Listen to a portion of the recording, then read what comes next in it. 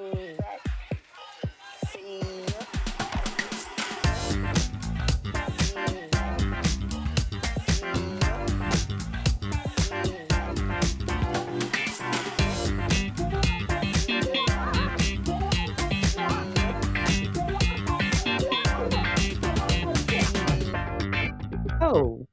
hey, I don't know what people are talking about. I kind of like this little song. Hello, hello, beautiful people. Welcome to Liberian Girl Unfiltered. I'm your host, Stephanie Salamatu, the Liberian girl, the mother of two, the entrepreneur, the world traveler, the storyteller, and yes, your favorite new podcaster who is officially outside with a mic. Yes, Lord, God bless you. Somebody not give me a mic. Mm. So, welcome, welcome, welcome. This is the podcast where you have to show up fully, speak boldly, and live intentionally is mandatory here, okay? And you know what? Sidebar, let me tell you something about my name. So, yeah, I go by Stephanie Salamatu. Stephanie is my first name, Salamatu is my middle name. And there's a whole group of people who only know me as Stephanie. There's a whole group of other people who only know me as Salamatu. And there's a whole group of people who knows my name is Stephanie Salamatu. And just for the record, both names are listed on every single government ID I own. Okay. So yeah, let me just put that out there. But yeah, I do go by both my first and my middle name. And my middle name, Salamatu, comes from the Mandingo tribe. And I think it's also Muslim. I think I've been told that it was Muslim. So Mandingo Muslim name. I'm not a Mandingo girl. I'm not a Muslim. Have the name, love the name. And the story behind the name is just that there was a young lady who lived close to our house. When I was born, my grandmother, my mother's mother, loved the name Salamatu. And that's how I got that name. And the name has been, we pronounce the name the Western way, I guess. The name is a Mandingo name, a Muslim name that should be pronounced Saliamatu. However, my family decided to westernize it by saying Salamatu. But it's a lovely name. And so, yeah, that's it. So, before we even get into today's topic, I want to make sure you subscribe. Please subscribe to the channel, the podcast, leave a review. Um, Let me know what you're thinking. Just don't be mean, okay? This is not a space for you to be mean and awful. You don't like it? No problem. All right. So, but I would love for you to tap in with me because we're building something powerful here. Okay. Now let's get into it. So, story. This happened a couple of months ago, right? I was in a conversation with a group of women spanning at least maybe two or three generation. There were definitely a few of us from Gen X, a handful of millennials, and a possibly boomer or two. You know, those boomers don't like to tell their ages, right? They be looking good, so they fall into all kinds of categories. But so it's a bunch of us, and naturally, as usual, women get together. The topic kind of turned to dating and marriage today. But I think one of the reasons why I even turned into that was because we happened to be at a venue that was hosting a dating and matchmaking event. Now, none of us were participating in this event. We just happened to be at the same venue, um, drinking wine, and this event was happening. As we sat there, we watched the guests for the dating and matchmaking event kind of roll in, and it was so hard not to notice the contrast. The women who showed up for this event, they showed up polished, they were put together, and clearly, they were intentional about being there. They looked like they took the opportunity seriously. The men, on the other hand, baby, whole nother story, completely opposite. Now, with the exception of one guy, most of the men who showed up, they looked like they had just rolled out of bed and wandered in. One man, and I kid you not, I swear, one man even brought his two children to the event, and the two little boys looked like they must have been between 6 to 11 years old. And I mean, we just figured that was his kid. We judging here, but why even show up to a dating and matchmaking event with two children?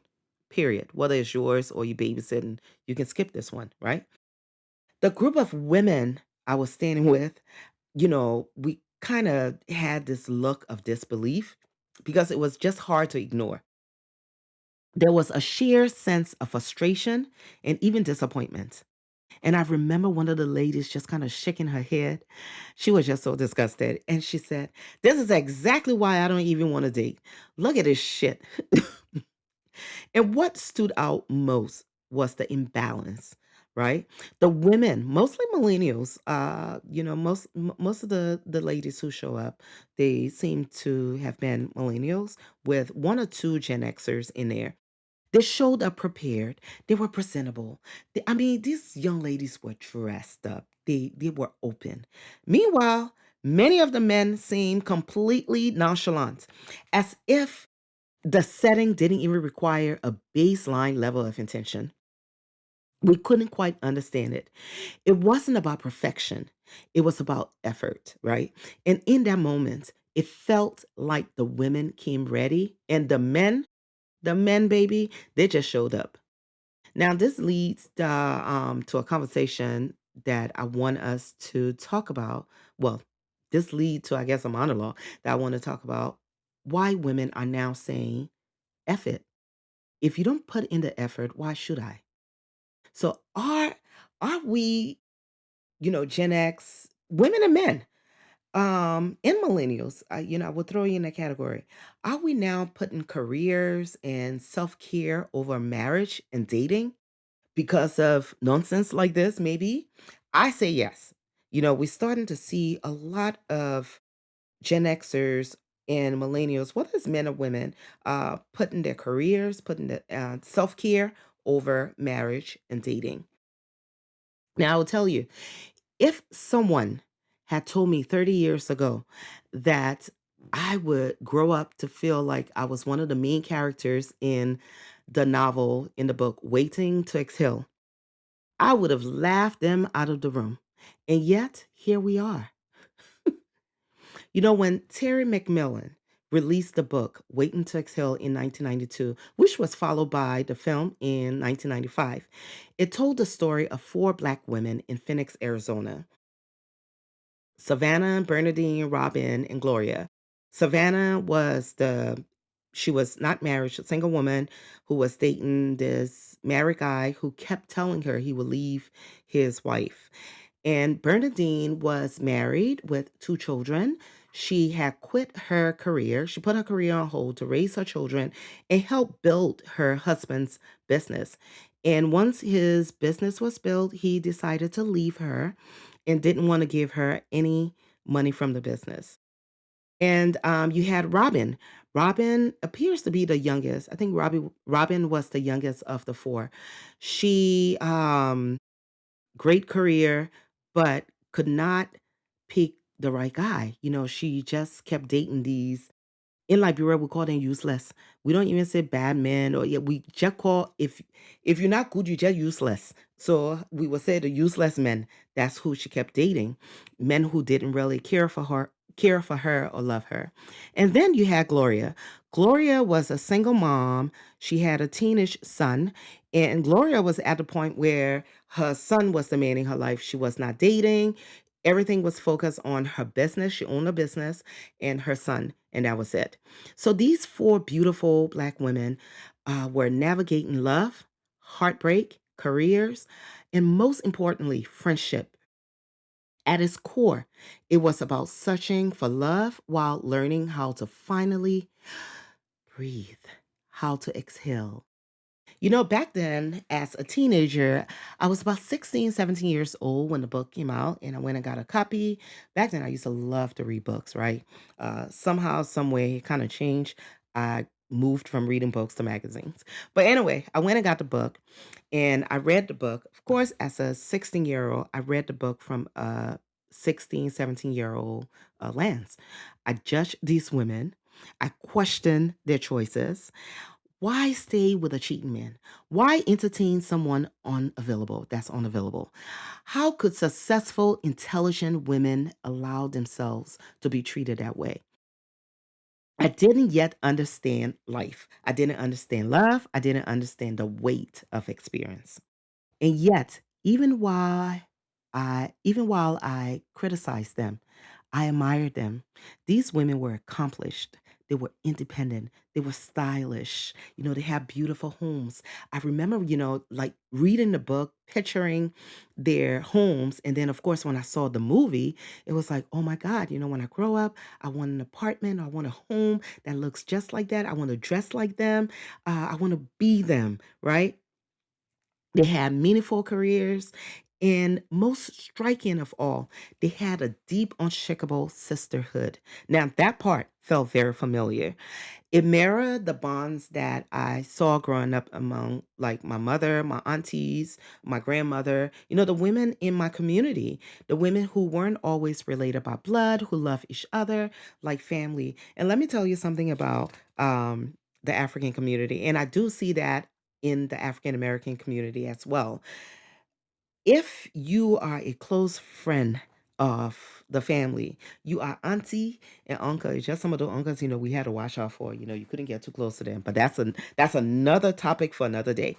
But the aunties that maybe, your mother grew up with them, they went to school together, or they live in the same community, you saw them all the time.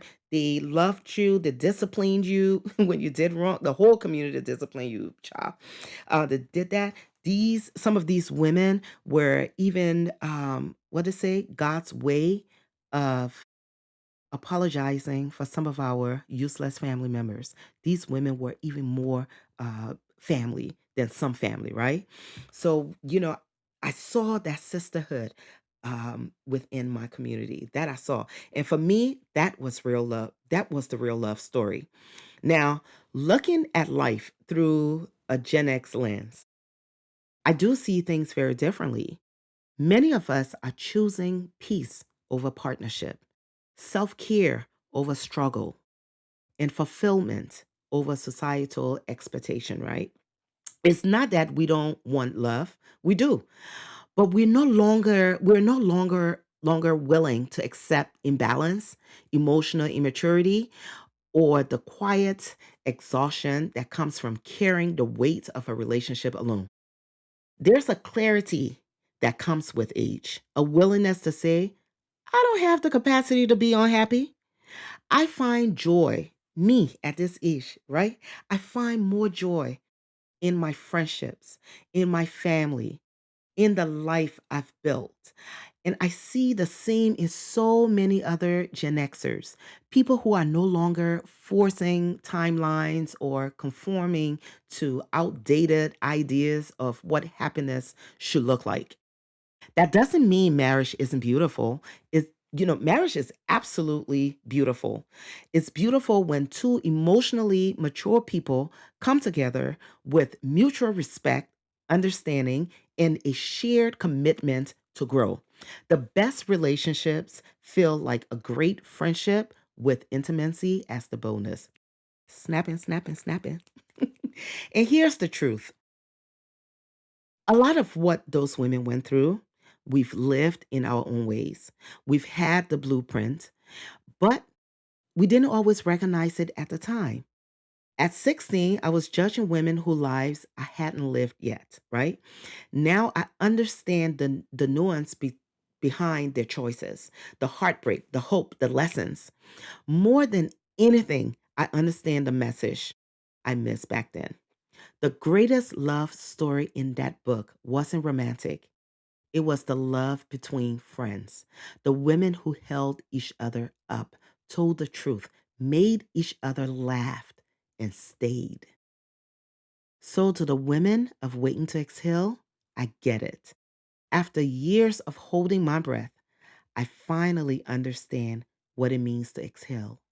Hmm. And let me just say, by the end of that dating matchmaking event, a group of the young ladies, we saw them talking and they ended up, we kind of said hi to them. The group of women ended up leaving and they made friends and they went and hung out somewhere else, just them. So they exhale. And just like that, we're wrapping up another episode of Liberian Girl Unfiltered. If this conversation spoke to you, don't keep it to yourself. Share it with someone who needs to hear it. Make sure you subscribe so you never miss an episode of Liberian Girl Unfiltered. And please, please, please leave a review, drop a comment, send me a message, and let me know which conversations you would like me to have on next. Share this podcast with your friends, your sisters, your cousins, your aunties, your brothers, your daddies, your uncles, everybody.